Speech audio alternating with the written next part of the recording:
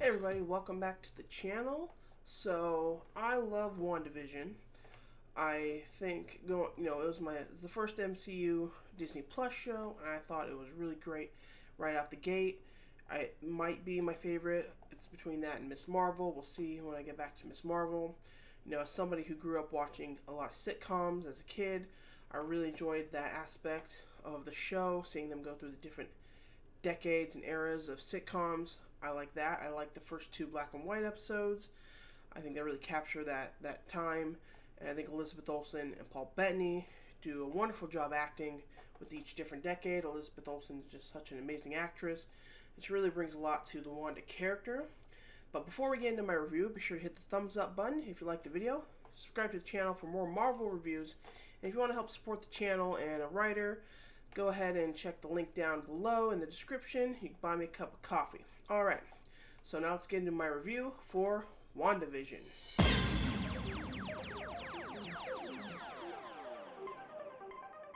So first I just wanted to show you that I got these really cool WandaVision enamel pins that my husband bought for me because he's awesome and I like WandaVision so much. And I got that, and then I got these cool Ms. Marvel and another Wanda pin down there. So obviously I'm a fan of the show. I like this box that it has. It's like the TV, and they got the WandaVision logo, and it's got the street setting. So I just left it in the box and put it up there. So I just wanted to show you guys that real quick because I think it's really cool. I collect these little enamel pins, and I'm starting my Marvel collection, and I got the cool WandaVision ones, which is awesome. So this review, I'm gonna go over each individual episode real quick, and then I'll go over the show as a whole at the end. So the first episode's fairly simple. It's black and white, kind of a Dick Van Dyke type of episode. I love the introduction to Agnes, aka Agatha, played by Kathryn Hahn. I think she does an amazing job playing. She does a great job in each of the characters, but I really like this 50s housewife neighbor character. She has a lot of fun with that. I like the 50s setting. We get the slightest hint that something is off in this world at the dinner table when Mr. Hart is choking and Mrs. Hart keeps saying, "Stop it, stop it." And, Wanda has to command Vision to help him. I also think Deborah Jo Rupp as Mrs. Hart was also perfect casting because she's the mom on, that 70s show. So she comes from sitcom world, and she just really has that vibe, and she kind of looked like she would be a 50s character as well. So the great casting all around in this show, and it's really creepy, when she's laughing and smiling, but she's saying "stop it," and so we know that something is not quite right in this perfect world that Wanda has created. But I do like the aspects that we get of this whole 50s setting, and they even kind of used practical tricks, camera tricks and stuff that they would have had actually used in the 50s rather than just all CGI. So I like that. That's pretty cool. And then the second episode also drops some more hints that something is wrong. We get the helicopter that's in color. We get Jimmy Woo speaking on the radio, calling out to Wanda. And then, of course, at the end, we see Wanda kind of reverse time. And she's basically editing the TV broadcast, pretty much. And I gotta say, I love the sort of sitcom period accurate theme songs that we get. I think the second episode with the animated, very Bewitched type of theme song and opening credits, I really love that one. I think that's my favorite. And also all the theme songs were written by the Lopez's, who did the Frozen movies, and so they did all the theme songs in this, and they do a great job.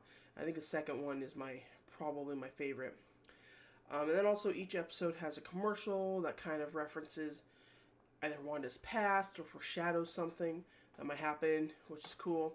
So I really like the second episode. As a fan of Buffy the Vampire Slayer, I got really excited to see Emma Caulfield, who played Anya on Buffy. She plays Dottie, and she does a great job, so I was really happy to see her pop up. And then I like this episode, The Magic Show, and I like everybody keeps saying, it's for the children. And so I oftentimes will say that, "Oh, for the children," kind of like that. And then also I love the line that Bev says at the magic show. She says, "Is that how mirrors work?" I think that's funny, and I use it all the time. I like say, "Oh, is that how this works? Is that how that works?" So that's kind of fun. I like that. So I do like the second episode. I like the black and white episodes quite a bit. Actually, I think more than most people. And then the third episode might be my least favorite. Actually, I just don't think it has enough going on. It's just all about Wanda's pregnancy, and the pregnancy is so rushed. There's not a lot of interesting stuff. We do get Geraldine in it, and she mentions Ultron, which again is another wrinkle that something's off. And Agnes says that Geraldine doesn't live here, and then the neighbor Herb is like also acting really weird and everything. And I didn't really grow up watching. I mean, I watched some of the Brady Bunch and stuff, but the '70s aesthetic doesn't really work for me. The style of sitcom in this episode just doesn't really work for me that well. But of course, Wanda gives birth to the two twin boys, Billy and Tommy. And so, yeah, there's not really... And then she kicks out Geraldine because Geraldine brought up Ultron, and Wanda's like, "Hey, don't bring that real stuff into my fantasy world." So she kicks her out, and then that's when we see that it's this hex that's going on. And so the fourth episode is, I think, actually my favorite episode, because we pull back the curtain and we start to explain and reveal what's been going on. So we get an adult Monica Rambeau, as well as the return of FBI agent Jimmy Woo from Ant-Man and the Wasp. And then we also get Darcy from the Thor movies. And so I love the return of all of these characters, and I love having them all three team up, and I want to see more of them together. And, the MCU, I think, is always at its best when we have these fun characters that we enjoy, and we see them interacting and working together.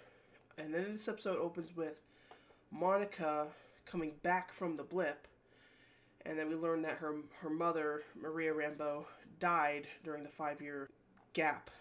And then we learn that this show takes place 3 weeks after the events of Endgame, when everybody returned from the blip. And Monica works for SWORD, and this new Director Hayward's taken over after Maria Rambeau died, and she, I think, founded SWORD. And Hayward's kind of like an antagonist for the show. And also, Darcy is now Doctor of Astrophysics, when she started off in the first Thor movie as a political science major. But I mean, she did study with Jane, and maybe, knowing Jane kind of might have been a little in to get her this gig, and, I suspect she was probably busy during the blip studying for her doctorate. So it's a little weird that she went from the character that had nothing to do, know nothing about physics, to now she's this expert that they brought in. But it's, again, there's been a long gap between the first Thor movie and the show now. But I do love Darcy. I love Jimmy Woo, and I think we need more of them in the MCU going forward. And so I really like episode 4 and then what we learn. And we already know that we're getting Monica Rambeau in the Marvel, so we're definitely going to see more of her. And then episode 5 is kind of like this 80s, early 90s sitcom. I think it's supposed to be like Family Ties and stuff. And then we kind of age up the kids, Billy and Tommy, to like, I think 10 or something. And Vision also is growing more suspect. He's noticing something's off. And then we gotta get, Wanda's kind of like starting not to care about hiding her magic anymore. And then we get Wanda coming out of the hex barrier that she created after they tried to send a drone strike into the hex. And so I just love the scene of Wanda, like, just coming out of the hex, and she's like not gonna take any of the crap. And I like that, like, he's like, "You're the enemy, Wanda," and she's like, "Well, I'm not the one with the guns." And it's like, yeah, she's not really hurting anybody. Well, at this point we don't know that, but in her mind, she's not the enemy. And so, they do mention that Wanda's a telepath. Now, I know she does mind control type stuff, like she can influence people's minds, but I don't think she ever reads people's minds like Professor X does. And so I'm not sure when we confirm telepath, but anyway. And then so also, when she gets kind of angry, her Sokovian accent kind of slips in there, And I like that. It's kind of just a little subtle touch of to remind us like where she came from and everything. And so I really love that whole scene. I think episode 5 is a pretty good episode. Wanda and Vision have a bit of a confrontation, where he says, "You can't control me," and she's like, "Can't I?" And so you kind of start to see this darker side of Wanda kind of come out a little bit, but also, she doesn't, she still is kind of, she just wants to live in this happy world and be happy. And then at the end of it, we, get the knock on the door, and we get fake Pietro coming in and everything. So then episode 6 is the sort of Malcolm in the Middle style episode, and we bring in fake Pietro, or Fietro, as Agatha calls him. And I like Wanda keeps asking questions, because he obviously doesn't look like her brother Pietro. And she thinks something is up, and she's right. And I gotta say, I don't like fake Pietro. I think Evan Peters is good. I liked him as the actual Quicksilver in the X-Men movies. But I just don't like how this fake Pietro is used here. I don't like his weird accent that he's got, and he's kind of super annoying. And so I just don't like what we're doing with fake Pietro. But the kids get their own superpowers, because of course they do, somehow. And then Vision goes to the outer edge of the city, where people are kind of frozen and not moving. And then he talks to Agnes, and it's kind of an interesting scene where he kind of wakes her up out of the mind, and she tells him that Vision is dead. And then he tries to leave the barrier, but as soon as he does, he starts to disintegrate. And so Wanda expands the barrier to save him, but Darcy gets trapped in it as well. And then Darcy also mentions to Monica that since she's gone through the barrier twice already, it has changed her cells on a molecular level, which explains why the lab tech couldn't get any x-rays from her in the earlier episode. And that's not a good idea for her to go through again. So I don't really like this episode. I like the ending of the episode, but I don't really like a lot of the episode. The Halloween aspect is kind of cool, because we get to see Wanda and Vision in their sort of classic comic book costumes, and Quicksilver too, I think. But again, I don't really like Quicksilver. I don't really like the kids talking to the camera, and now they have superpowers all of a sudden, and whatever. But it's an okay episode. And then episode 7 has Darcy team up with Vision, which is kind of fun. This is the modern sitcom, Modern Family, where they're talking to the camera and stuff, which I'm not really a fan of those sitcoms, to be honest, anyway. They're okay, but I think Elizabeth Olsen does a good job in each of the sitcoms, sort of playing up that element, so I like that. And then we get Monica does actually end up going through the hex again, and this is actually gets her spectrum powers.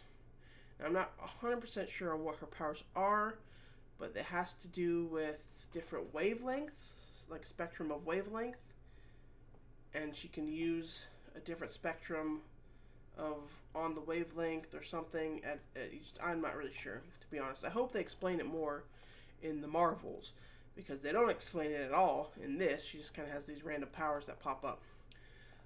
But it is kind of cool for her to get powers. Everybody has powers in the MCU now. Everybody's getting powers, But, and at the end of the episode, it's revealed that Agnes is Agatha Harkness, and it was Agatha all along. Now, I do love that theme song. I think it's super catchy. It's like the Munsters vibes. I think it's a lot of fun. I think it even, charted on the radio and stuff. And so, yeah, the Lopez's, I think, do a great job with the theme songs in this. And then episode 8, we start with flashbacks of Agatha being cast out by her witch coven, run by her mom or something, because she's just that evil. So I do hope they do more of this type of thing, get more into her backstory in the Agatha Coven of Chaos show, if we ever get that. But then we do sort of a travel throughout Wanda's past, and we see her and Pietro as kids when their building got bombed and they lost their parents, and the Stark bomb killed their parents, which is really sad. And we learned that she grew up watching the sitcoms as a way to learn English, and that's why she loves the sitcoms, which is why she's sort of had this all play out like a sitcom. And then We get her being experimented on by Hydra, and it's a little bit of an MCU retcon that she was this witch all along, because we were told she got her powers from the Mind Stone and the Scepter. But really, I think they try to say that the Mind Stone just unlocked her witch powers. I think Agatha said if it hadn't been for that, the witch powers would have just kind of gone away or something. But Pietro got actual powers from the Mind Stone, so I really don't like how we're like mixing powers up in the MCU. We kind of do that a little bit with some other characters in Phase 4. So she was a witch all along, but the Mind Stone unlocked it. Something like that. And then we see her talking with Vision after Pietro died in Age of Ultron, and we get a great line by Vision where he says, what is grief if not love persevering? I think that's a great line. I think it's very insightful because, we tend to look at grief in kind of like a negative and depressing way, but grief is just proof that, we did love. And so I kind of like that. And of course it makes sense. It's very philosophical, so it makes sense that Vision would say it. And of course at the end, Agatha calls Wanda the Scarlet Witch, which is her title from the comics. And it's something I think fans have just been calling her this whole time, but it's actually now confirmed in the MCU. She is the Scarlet Witch. And then the last episode, we kind of we learned that director Hayward has been like rebuilding the Vision's body, and he's created this White Vision character. It's kind of evil. And then White Vision and battles the Hex version of Vision, and I really like that it ends with like the two of them with this philosophical debate, like with the ship of Theseus analogy. That's kind of cool. It feels very Vision for them to end that way. I don't know if we're going to see White Vision again. They're supposed to be doing a Vision Quest show, but Marvel has decided to like pump the brakes on all their projects, and so who knows when we're going to see White Vision again, or what he's been up to this whole time, or nobody knows. And then Agatha also reveals the Darkhold, a book of the damned, which is from the comics, and we'll get into in Doctor Strange and the Multiverse of Madness, and this book comes into play more there. But they don't explain it at all. But there's a whole chapter devoted to the Scarlet Witch in the Darkhold, so it's some sort of prophecy, and she calls it Hex powers, which is why the barrier is like a hex shape, and we've been calling it the Hex. And then all the people that actually live in Westview, their minds are set free, and they come to confront Wanda, and then she kind of like cracks a little bit, and she wasn't fully aware of the pain that she was causing them. She wasn't even really aware of how all this started to begin with, but she was more than willing to just like go with it because it's the life that she wanted and what made her happy. But she tries to set them free, and then she realizes she can't without also losing Vision and her kids. But in the end, she does do the right thing, and she does set everybody free, giving up her family and this life that she's created. One thing I find interesting is that Wanda can give Vision and the kids powers in the Hex, and that these powers can physically affect real world people. So like exactly what are they made out of? Like, I mean, it makes sense that like she's created this Hex, and the Hex is kind of an illusion, and the powers are illusions, but they're not. They're actually like affecting the people and stuff. And so I think in episode 4, Monica says like, she went in with her clothes, and then Wanda just sort of remanipulated the matter and made the clothes look like they were period accurate. And so she's just reworking material that was already there. Like the helicopter was a drone, but she turned it into a helicopter. And so I'm not really sure what she used to make Vision and the kids. Like they had to be made out of something, I think. But also like she doesn't actually have the Mind Stone, so why would he have a Mind Stone that functions? Like, I don't know. I guess she's just that powerful, but it's a little bit, I think, a little weird. But I do like Wanda tricking Agatha with the runes and, saying, I don't need you to tell me who I am. And I like that whole ending. And then we get to see her turn into Glinda the Scarlet Witch. There is something about the look and Elizabeth Olsen's body language in the new suit that reminds me of Glinda the Good Witch from The Wizard of Oz. But obviously she's not the Good Witch. She's the Scarlet Witch. So Wanda then traps Agatha in Westview as the nosy neighbor, Agnes, and Agatha tells her, you have no idea what you've unleashed. You're gonna need me. And so I think hopefully that's something that we'll also pick up in with Agatha in her own show as well. What could she be alluding to? I don't know. Hopefully we'll get some answers there. And then Wanda says goodbye to Monica, and she says that she doesn't understand her powers. She never really did to begin with, but that she doesn't understand her powers, but that she will. So she'll learn. And we know that it's chaos magic, but she doesn't really know what that means. And then in a post-credit scene, we see Monica get recruited by a Skrull, which I think ties into what's going to happen with her in the Marvels movie, which I definitely am excited for. And then also at the very end, we see Wanda using the Darkhold to find her children, which we will pick up with Doctor Strange in the Multiverse of Madness, so I won't go too much into that here. So I really do love this show. I think Wanda is a fascinating character. I think the comedy works really well. I love all the side characters, Jimmy Woo, Monica, Darcy. I think there's just a lot of really good stuff. I love the sitcom stuff here. There's maybe 2 episodes that I don't really like, but everything else I love. And I do like that we get a little bit more of what happened after the events of Endgame. People blipped back, and we see things, and so one thing I will criticize the show a little bit about, and this is only because I've now seen Doctor Strange in the Multiverse of Madness. It wasn't a problem before I saw that movie, but now that I see where we have taken Wanda, one of the things I think doesn't quite work is, I don't ever really feel an emotional connection to her and her children in this. We get, the children, in episode 3, but Vision barely spends any time with them, honestly. And, we don't really see Wanda, enjoying being a mom or, really loving her kids. There's a couple brief moments in, episode 5, but, the 7th episode, she, literally ships them off over to Agatha's house to get rid of them, and we never really get her kind of, they were babies, and then they grew up to, 5, and then they grew up to 10, and we don't really get her being like, oh, I missed out on having, the baby phase and the toddler phase and all these, different stages of their life and everything.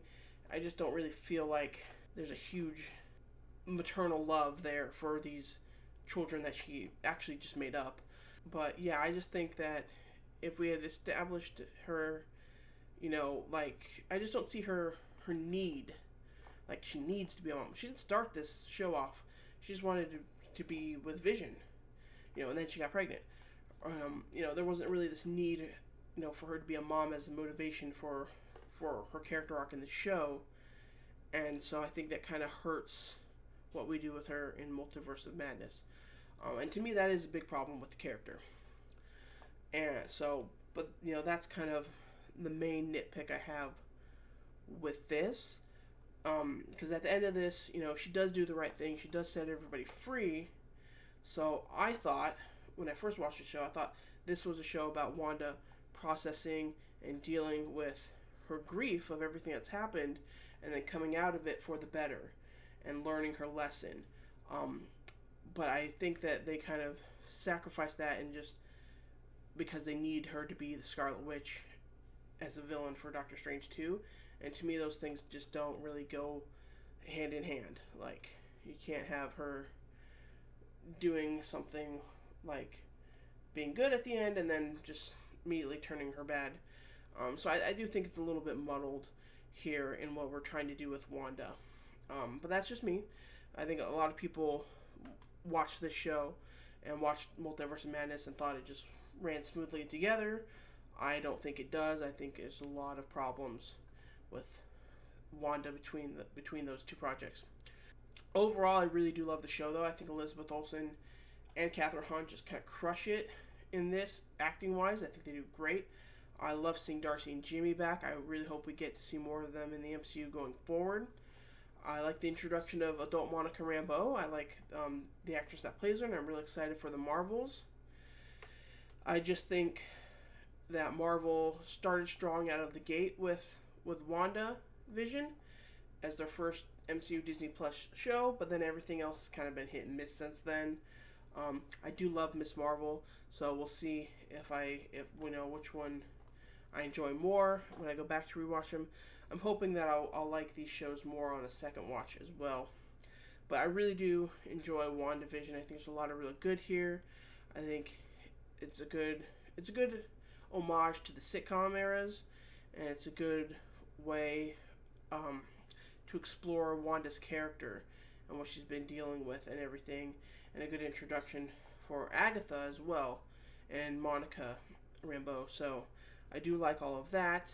But so those are my overall thoughts on WandaVision. Let me know what you guys think in the comments below. Do you like it? Do you love it? I know some people who don't love it as much. Those people are crazy. Try to avoid them. But no, seriously, if you don't like the show, that's fine. But let me know why. Like, is it some of the problems that I pointed out? Maybe.